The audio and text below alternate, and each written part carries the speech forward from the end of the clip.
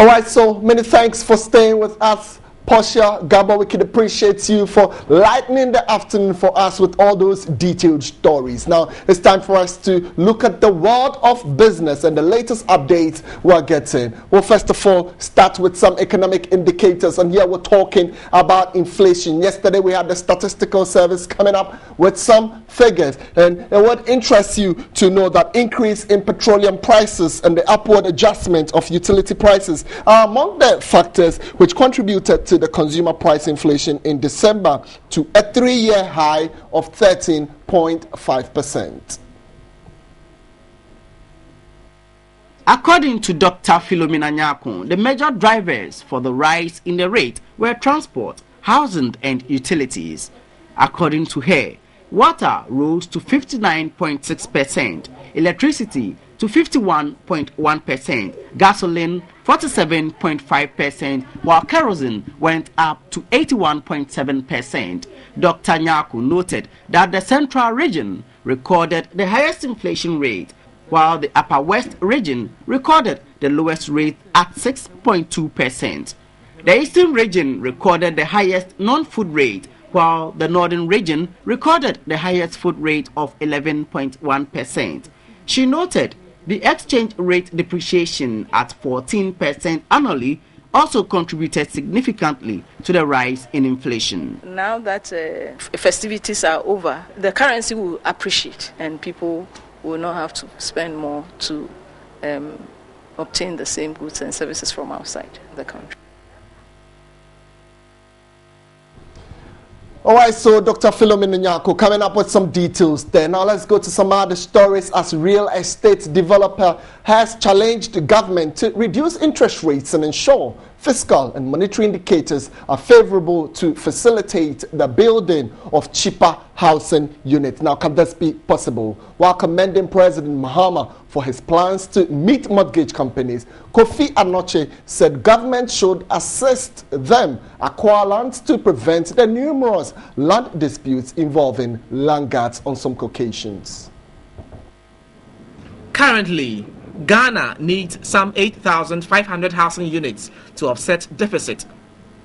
Successive governments have made efforts to reduce it, albeit with little success. President Mahama, in a recent encounter with the media, was asked about his government's effort to reduce the housing deficit. We need to get our mortgage market right. And I'm not a mortgage specialist, but as president, I'll get the experts, the mortgage companies, and let them come and advise me how we can deepen the mortgage market. Chief Executive Officer of Quant's Building Solutions, Kofi Anoche, is excited at the idea to engage mortgage companies, but once more. Once he's beginning to listen to us, I think it's a step in the right direction, and we will encourage him to go ahead to do that. He expressed frustration at the multiple sale of land. Sometimes you need to pay 3, 4, 5 times, 6 times, and even to the extent of going to court to obtain some injunction and other things in order for you to survive. Having paid about 3, 4, 5 people on the same piece of land, you wouldn't even get your piece. They normally divide themselves into several cells. Meanwhile, they are the same people. Yes, one family can be divided into 5, 6 of them. You go here, the person, then when you have given him or her money, he goes back and design another strategy. The first head of family is dropped, the second one comes in. I am the new head of family. Kofi Anoche challenged government to reduce interest rates and keep a favorable fiscal and monetary policy. You can only convince people to go for the mortgages when the interest rate is very low.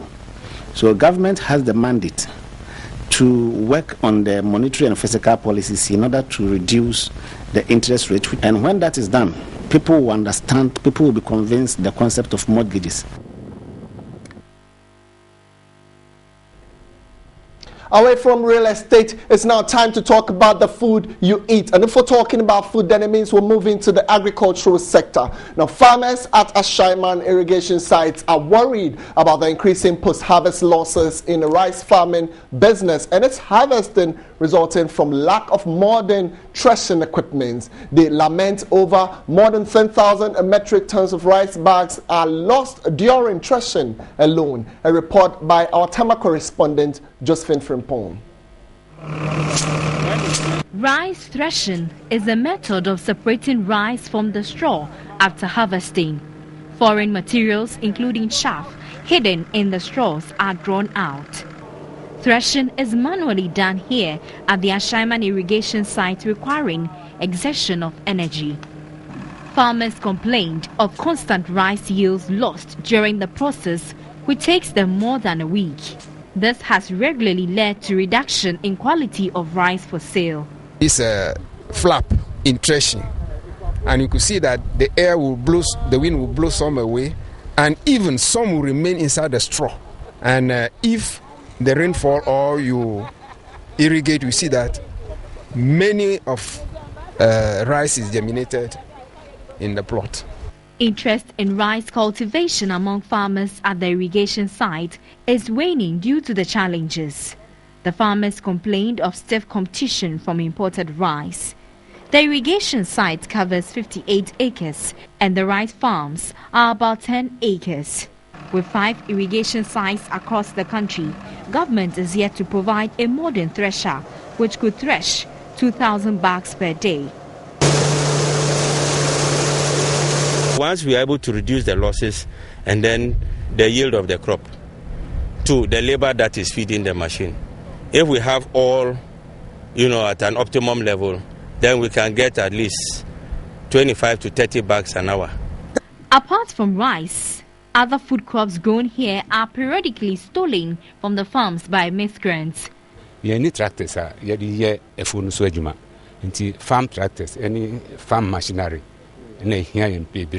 Funds and loans secured by Maslock only contributes to procuring insecticide, yet paying back becomes difficult. Most of the farmlands have been heavily encroached by private developers. Indeed, we're always grateful when you stay with us for the business segment of Midday Live. We still have some more interesting stories coming up from our world of sports, so do stay with us. We'll come back with many more.